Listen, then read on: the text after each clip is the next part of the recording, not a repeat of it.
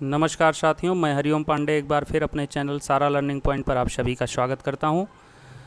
इस वीडियो के माध्यम से हम लोग आज गंगा नदी तंत्र का अध्ययन करेंगे, जिसमें हम लोग विथ डायग्राम ऐसी कोशिश करेंगे कि इसके बाद आपको पूरे जीवन में कभी भी गंगा नदी तंत्र पढ़ने की आवश्यकता नहीं होगी। बस ध्यानपूर्वक एक बार इस वीडियो को आप लोग देखिए, समझिए और जो ज़रूरत लगे वो नोट डाउन कर लीजिए।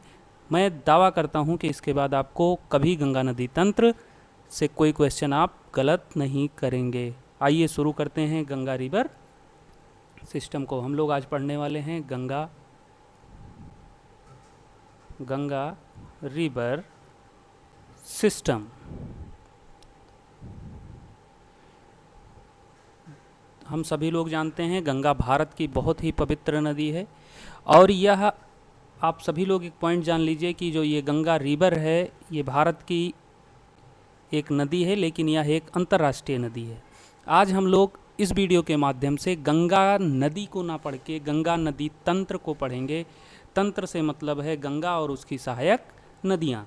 तो आइए शुरू करते हैं। तो सबसे पहले यहाँ से सतोपंथ ग्लेशियर से शतोपंथ ग्लेशियर से एक रिवर निकलती है जिसका नाम है अलकनंदा। आप सभी लोग परिचित होंगे इस नाम से। एक रिवर निकलती है, उसका नाम है अलकनंदा। ये कहाँ पर है? शतोपंथ ग्लेशियर के पास। शतोपंथ ग्लेशियर के पास से एक रिवर निकल रही है जिसका नाम है अलकनंदा, और ये रिवर ऐसे ही निकलते हुए आगे बढ़ती है। अब यहाँ से इम्पोर्टेंट फैक्ट की बात करते हैं। यहाँ पर इस पॉइंट पर एक नदी आकर मिलती है जिसका नाम है धौली गंगा। क्या नाम है? धौली गंगा। देखिए, अभी हम लोग रिवर सिस्टम में पढ़ रहे हैं, तो हमने देखा अलकनंदा शतोपंथ ग्लेशियर से निकल रही है, धौली गंगा आकर यहाँ इस पॉइंट पर मिल रही है, और यहाँ पर एक प्रयाग का निर्माण हो रहा है। उस प्रयाग का क्या नाम है? हम सभी लोग जानते हैं गंगा रिवर सिस्टम उत्तराखंड में 5 प्रयाग बनाती है। उन 5 प्रयाग में पहला प्रयाग हम लोग देखेंगे। पहला प्रयाग धौली गंगा के मिलने से बन रहा है, और उस प्रयाग का क्या नाम है? विष्णु प्रयाग। तो यहाँ पर विष्णु प्रयाग बन रहा है। इसके बाद धौली गंगा के नीचे ही एक दूसरी नदी आकर मिलती है इस पॉइंट पर। इस नदी का क्या नाम है?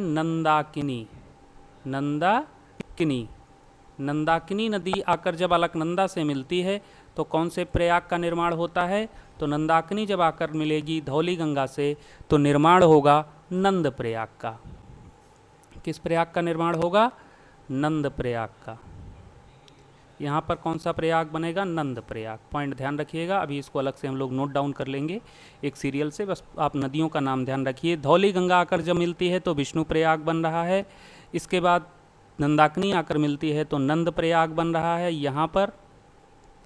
इसके बाद एक और रिवर है, आप सभी लोग नाम जानते हैं, ये है पिंडर। कौन सी रिवर है? पिंडर आकर जब मिलती है तो यहाँ पर कौन से प्रयाग का निर्माण होता है? कर्ण प्रयाग का, या हम लोग जानते हैं कर्ण प्रयाग। तो यहाँ पे कर्ण प्रयाग का निर्माण पिंडर के आने से बनता है।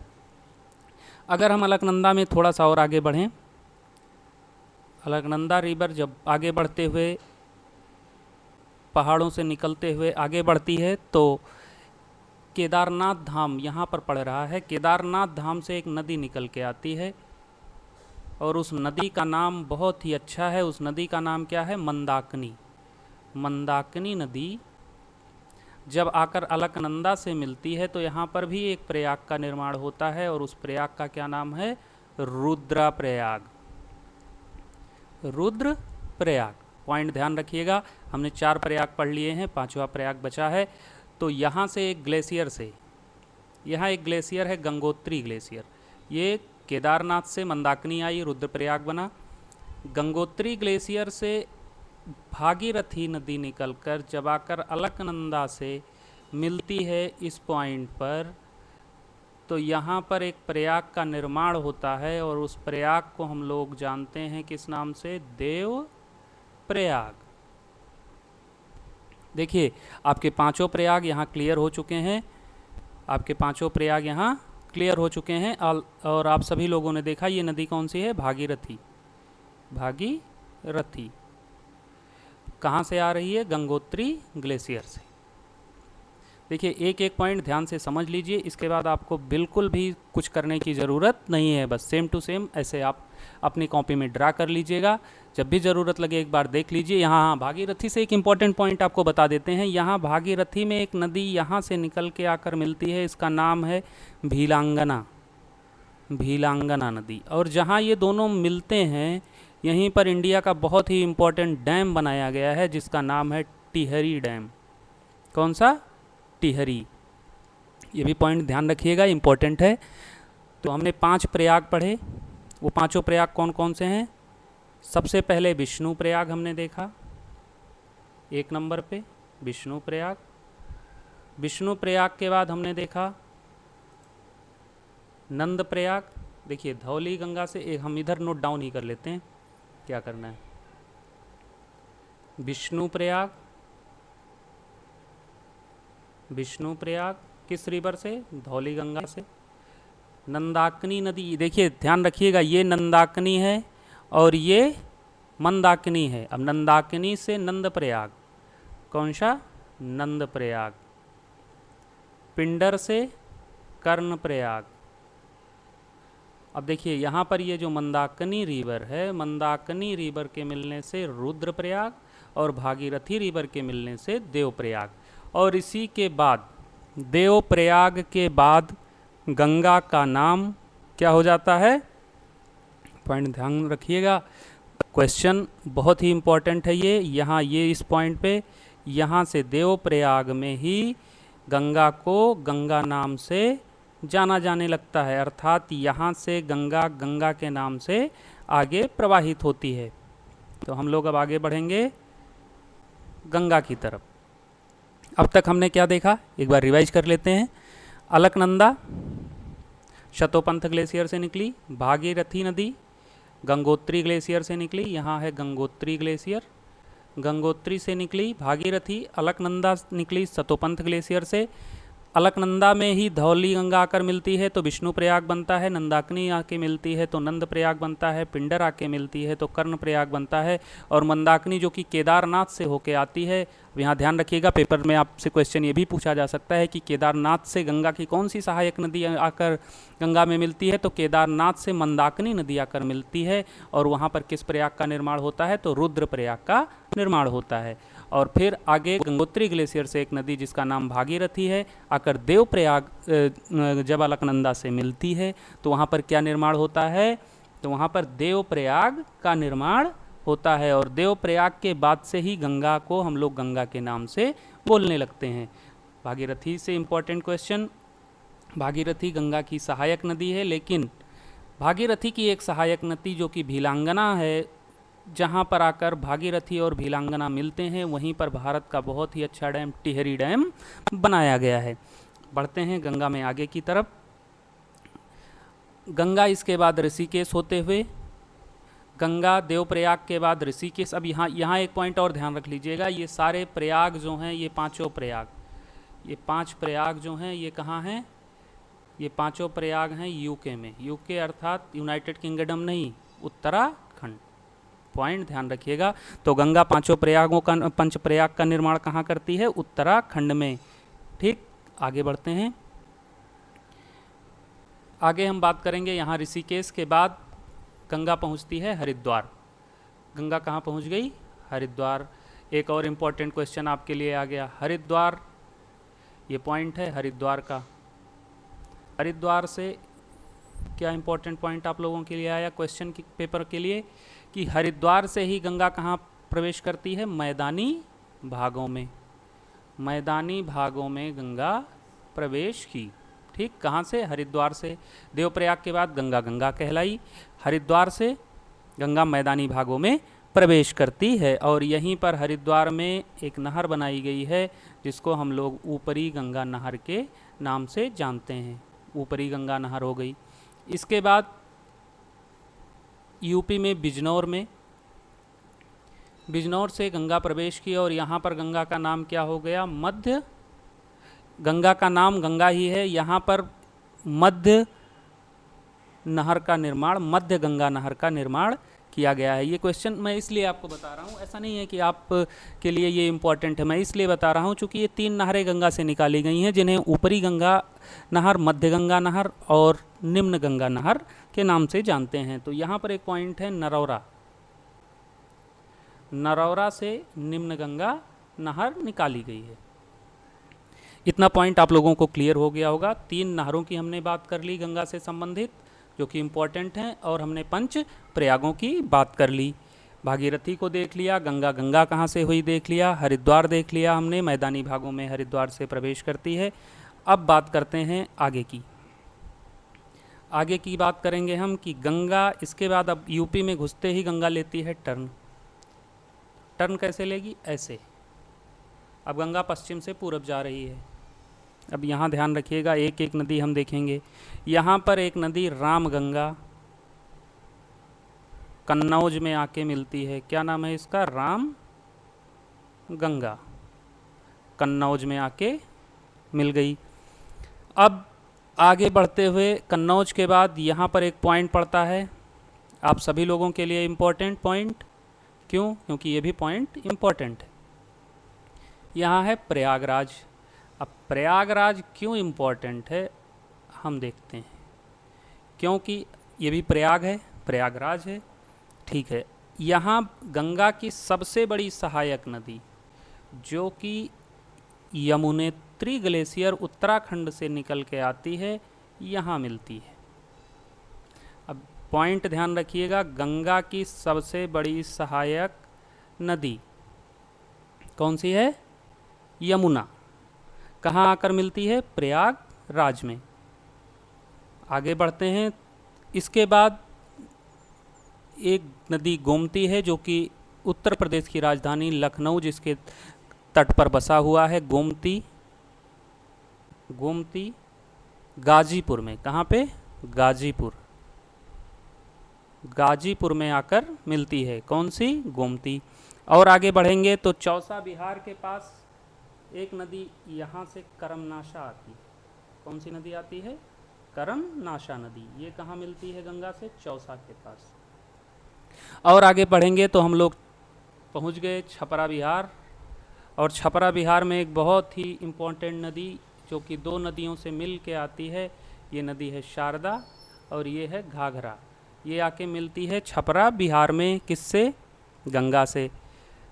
इसके बाद बात करते हैं सोन नदी की, जो कि अमरकंटक के पास से आती है।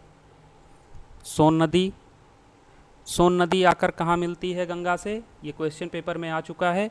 सोन नदी गंगा से आकर मिलती है पटना में। पटना में सोन नदी गंगा से मिलती है। और आगे बढ़ेंगे हम लोग तो यहाँ पर एक बहुत ही इम्पोर्टेंट नदी आकर गंगा से मिलेगी, जिसका क्या नाम होगा? गंडक। गंडक नदी। अब ये गंगा जब ऐसे लहराती बलखाती आगे बढ़ेगी मैदानों में, तो यहाँ पर एक गंडक नदी आकर इससे मिलेगी इस पॉइंट पर, और इस जगह का क्या नाम होगा? तो ये हाजीपुर है। हाजीपुर में गंडक गंगा से आकर मिलती है। इसके बाद बात करें अगली नदी की, गंगा की सहायक, तो ये हम सभी जानते हैं बिहार की कोसी नदी। कोसी नदी आकर मिलती है। कहाँ पर मिलती है? ये भागलपुर में मिलती है। भागलपुर, भागलपुर में बिहार, भागलपुर बिहार में आकर कोसी नदी गंगा से मिल जाती है। कोसी नदी कहाँ से आती है? क्वेश्चन पेपर में आ चुका है। गोसाई धाम तिब्बत से कोसी नदी निकलती है और भागलपुर बिहार में आकर गंगा से मिल जाती है, और कोसी नदी को ही बिहार का शोक कहा जाता है, और मार्ग बदलने के लिए सबसे ज़्यादा विख्यात है। अब देखिए इम्पॉर्टेंट पॉइंट यहाँ से गंगा से और शुरू होते हैं, उसको देख लेते हैं हम लोग। इम्पॉर्टेंट पॉइंट की बात करें तो गंगा अब आगे जैसे ही बढ़ रही है, तो यहाँ से गंगा ऐसे गंगा की एक वितरिका टर्न ले लेती है, और बाकी ये गंगा ऐसे आगे अभी बढ़ेगी। अब इस वितरिका के बारे में थोड़ा सा जान लेते हैं। ये वितरिका हुगली है। क्या है? हुगली। ये ध्यान रखिएगा, हुगली वितरिका है। इसके बाद यहाँ पर गंगा पर एक बहुत ही प्रमुख बांध बनाया गया है जिसका नाम है फरक्का। फरक्का बांध बनाया गया है। अभी हम भितरिका की चर्चा थोड़ा आगे करेंगे, अभी गंगा को ही देखते हैं। फरक्का बांध के बाद गंगा में एक नदी आके मिलती है, महानंदा। क्या नाम है इसका? महानंदा। महानंदा आकर मिलती है कहाँ पर? पश्चिम बंगाल में। और इसके बाद गंगा क्या करती है? फिर नीचे की तरफ टर्न लेती है। अब देखिएगा अंतर्राष्ट्रीय नदी क्यों होगी, बस यही टर्निंग पॉइंट ही से अंतर्राष्ट्रीय नदी बना देती है। क्यों? क्योंकि ये बांग्लादेश में प्रवेश कर जाती है। आगे बढ़ते हैं तो ये गंगा आगे जाकर बांग्लादेश में प्रवेश करते ही इसका नाम क्या हो जाता है? पद्मा। पद्मा ये आगे जा रही है और पद्मा में एक नदी आके यहाँ से मिलती है। कौन सी नदी? जमुना। ये वही जमुना है जिसको हम लोग ब्रह्मपुत्र कहते हैं। जमुना मिलने के बाद इसका नाम क्या हो जाता है? इन दोनों का संयुक्त नाम हो जाता है बांग्लादेश में मेघना।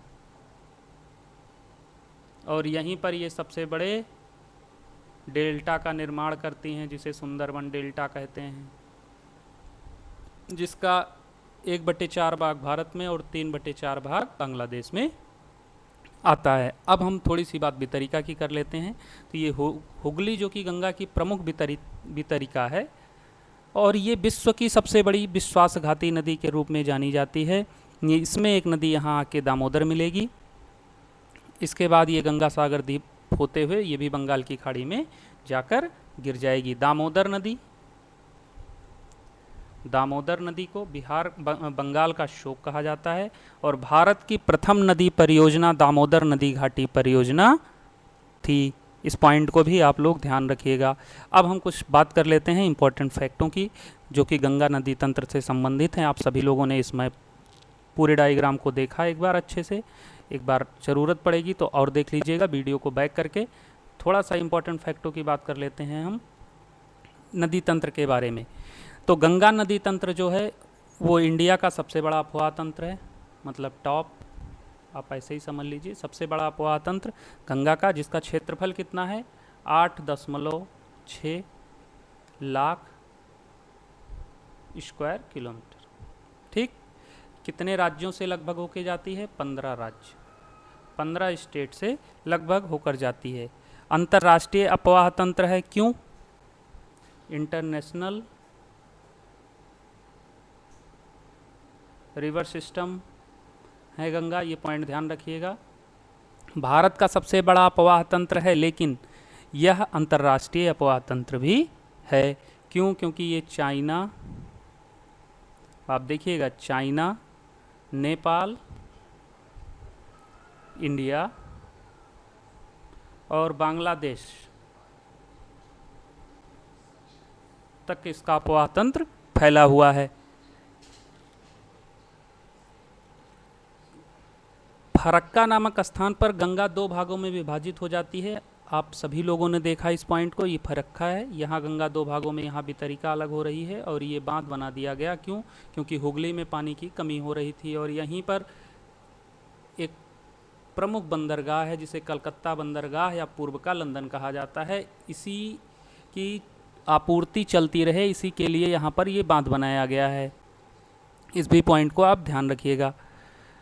अब बात करें इसके, हमने कहा ना 15 राज्यों से लगभग होकर 15 राज्यों में यह तंत्र, जो ये तंत्र है, अब देखिए यहाँ पॉइंट ध्यान रखिएगा, मैंने 15 स्टेट की बात आप लोगों से की तो ज़रूर है, लेकिन अब आप ये ना कहिएगा क्या कि गंगा 15 राज्यों से होके तो नहीं गुजरती है। तो बहुत सही बात है, गंगा नहीं गुजरती है 15 राज्यों से, लेकिन गंगा का जो अपवाह तंत्र है, अर्थात गंगा और उसकी सहायक नदी। अब नदी और अपवाह तंत्र में अंतर एक बार समझ लेते हैं, आसानी हो जाएगी। देखिए ये एक रिवर हो गई, सिंपल रिवर, मान लीजिए गंगा ही है, ये गंगा हो गई, मान लीजिए यही है गंगा का पैटर्न फ्लो का। ठीक, ये गंगा हो गई, ये है क्या? गंगा रिवर, ये है गंगा, बस इतना ही, गंगा रिवर।